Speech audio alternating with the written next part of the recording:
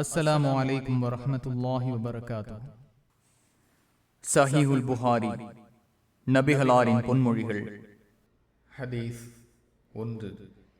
அல்லாஹுவின் தூதர் ஸல்லல்லாஹு அலைஹி வஸல்லம் அவர்கள் கூறினார்கள், செயல்கள் அனைத்தும் எண்ணங்களை பொறுத்தே அமைகின்றன.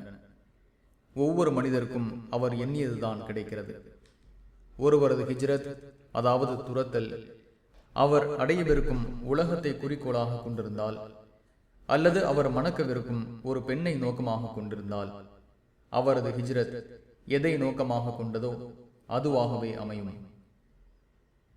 இதை உமர் பின் கத்தாப் ரலியல்லாஹு அன்ஹு அவர்கள் மேடையில் இருந்து அறிவித்தார்கள்.